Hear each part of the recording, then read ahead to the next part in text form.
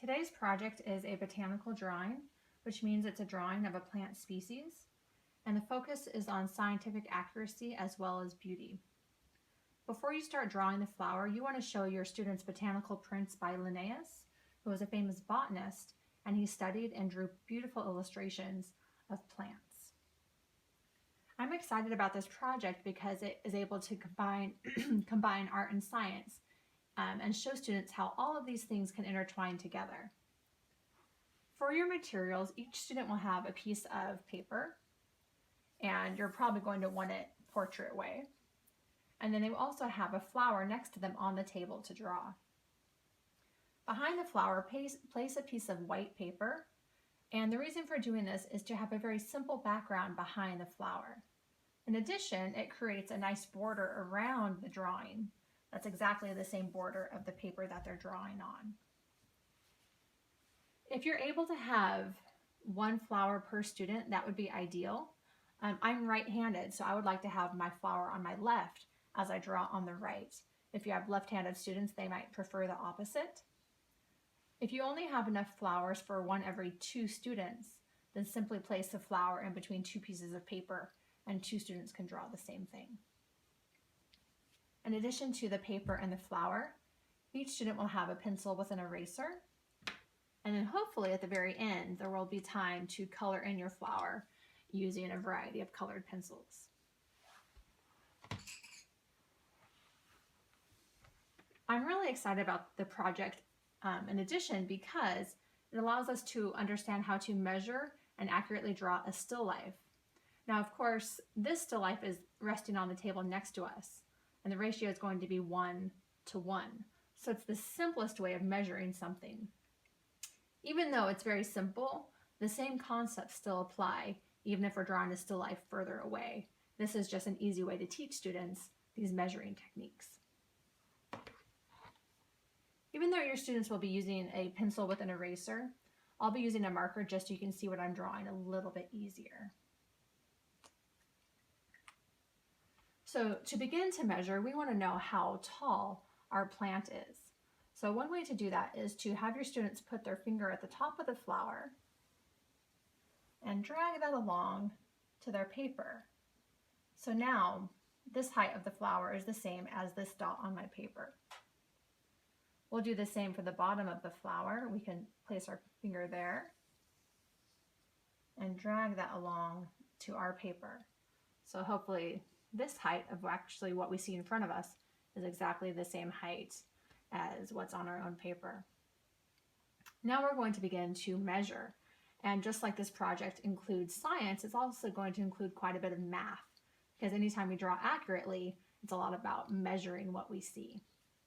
In order to measure, I'm going to be using my finger to put my finger at the top of my flower and here at the base of the circular flower area. So I can see that that shape is about this tall. And I can immediately take that height and go ahead and mark it on my own paper there.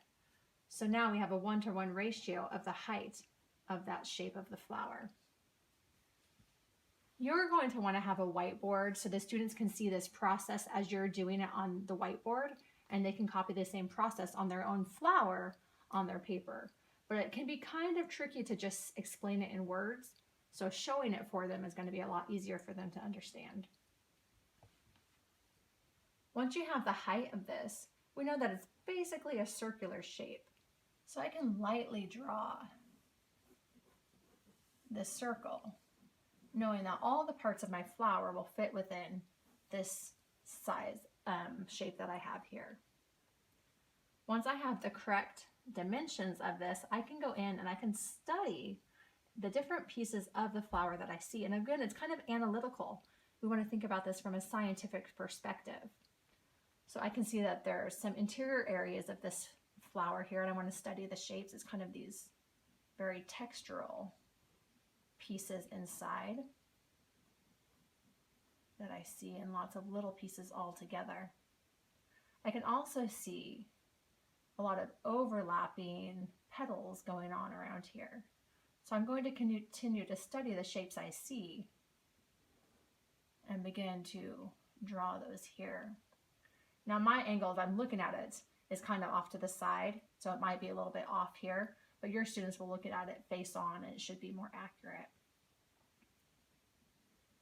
As I'm drawing, I'm actually doing what's called a contour line drawing, and this is where I simply focus on the edges of the pieces. I'm not focusing on interior details as much as copying the different edges that I see.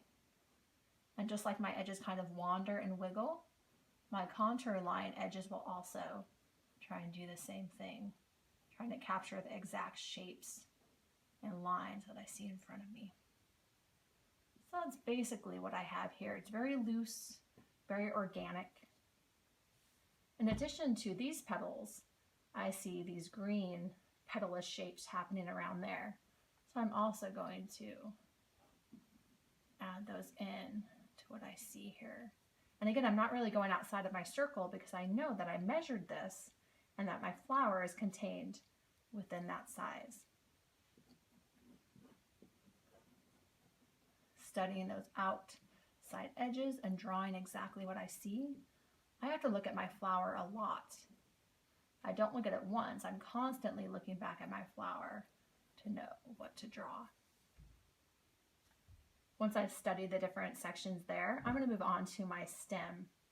Obviously, it's very, very thin, so I could measure it with my fingers and see how tiny it is, or I could just kind of eyeball it and try and get the size that I see. Stems are not going to be exactly straight, so we don't want to just have the children do a line to their bottom dot. Let's study those outward edges and be able to draw exactly what we see going on there. And again, it's organic. Nothing from nature is going to be perfectly straight, so we can study those edges that we see and draw them very naturally. After the stem is done, let's go ahead and do a leaf.